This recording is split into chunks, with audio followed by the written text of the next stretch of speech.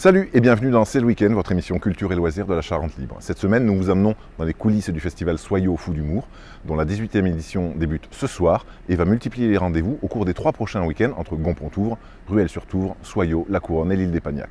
Pour en parler, nous avons rendez-vous avec Philippe et Stéphane.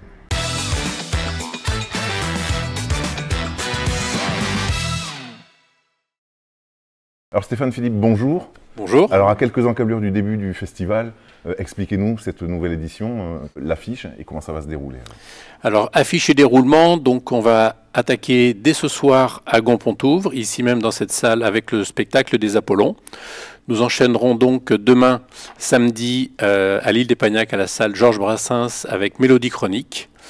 On s'accorde une pause de 5 jours. Et on recommence vendredi prochain, donc à la salle de La Couronne, avec en soirée basse-clos. Le lendemain soir, soirée des révélations, Ruel, 4 jeunes talents en compétition, si on peut dire, très amicale cette compétition. Et enfin, on s'accorde à nouveau 5 jours de répit et on attaque pour vendredi, samedi, dimanche à l'espace Matisse de Soyaux avec 2 spectacles par soirée, avec un après-midi qui est un peu une nouveauté pour nous. C'est la 2e année qu'on propose une après-midi famille. Est-ce que c'est facile aujourd'hui de constituer l'affiche d'un festival d'humour? Comment on s'y prend? Alors, pour constituer une affiche, c'est à la fois simple et compliqué. Parce qu'en fait, il faut conjuguer les différents types d'humour que l'on souhaite proposer à notre public. Et puis, il faut trouver les financements pour pouvoir le faire. Parce que les fonds d'une association ne sont pas, comment dire, extensibles. Donc voilà, donc on se rend majoritairement au Festival d'Avignon. On a un programmateur pour ça, Didier Moreau, qui passe 15 jours sur place, voit au moins une quarantaine de spectacles. Avec un petit cahier, prend ses notes pour savoir tel type de spectacle pourra s'adapter à notre salle, ici par exemple à Gonpontouvre, ou à La Couronne, ou à Matisse. Et en mixant un petit peu tous ces éléments-là, on constitue une programmation. Alors sur le plan de l'organisation, faites-nous rentrer dans les coulisses un petit peu, Philippe. Comment ça se passe? Il y a combien de bénévoles et qui fait quoi? Alors, l'association Festival Soyaux Fous d'humour, donc de 18 ans, s'est constituée au fur et à mesure autour de la créatrice du festival, qui est Christiane Faure, qui est aujourd'hui présidente d'honneur, et donc aujourd'hui regroupe 47 bénévoles.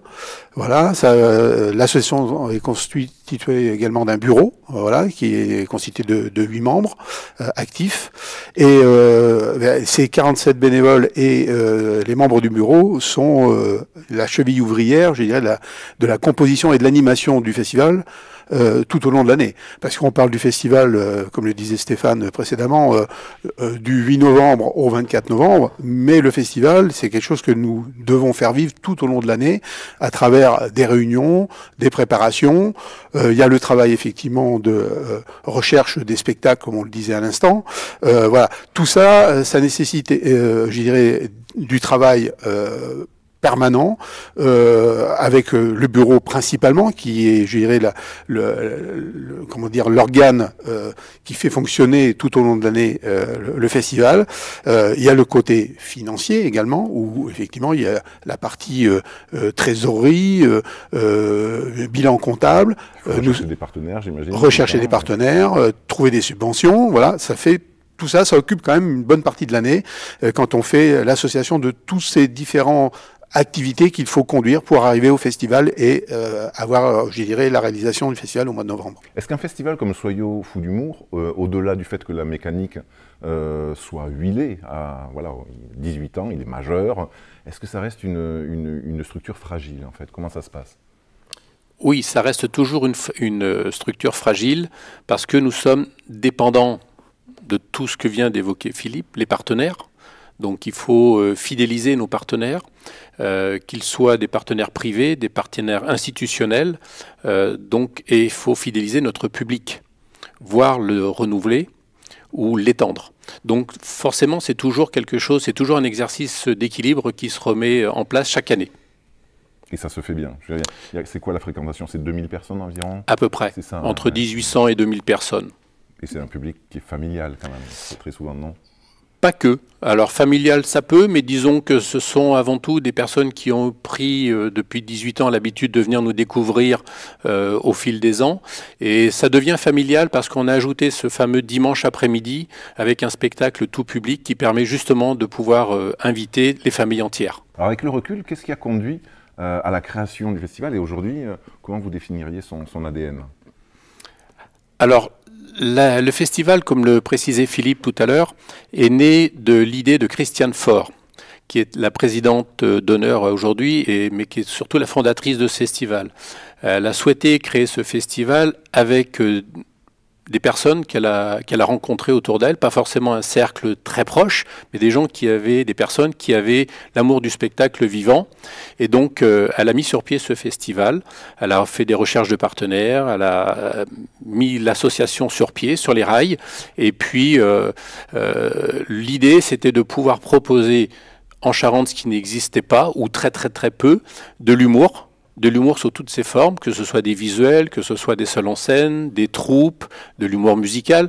Et c'est ce qu'on s'attache à respecter chaque année avec Didier Moreau, par sa programmation, toujours avoir cette même ligne de conduite. Et l'ADN du festival, c'est aussi de proposer à des jeunes artistes que l'on considère être en devenir ou potentiellement en devenir, de leur proposer une scène également.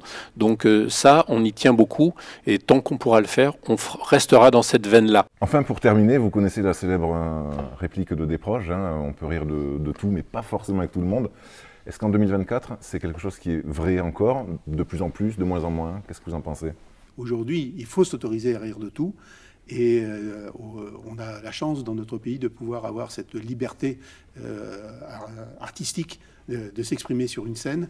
Et je crois qu'il faut être effectivement, à notre humble niveau, un des vecteurs de possibilités aux artistes de s'exprimer. Je dirais même qu'on a reçu un artiste qui illustre ça, outre par exemple le style de Guillaume Meurice l'année dernière, on a reçu Guillaume Batz.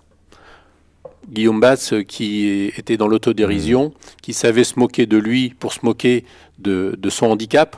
Et je pense que c'est un bel exemple. Et je crois qu'on essaie de respecter ça à Soyez Fous, c'est de pouvoir introduire toutes sortes de rires.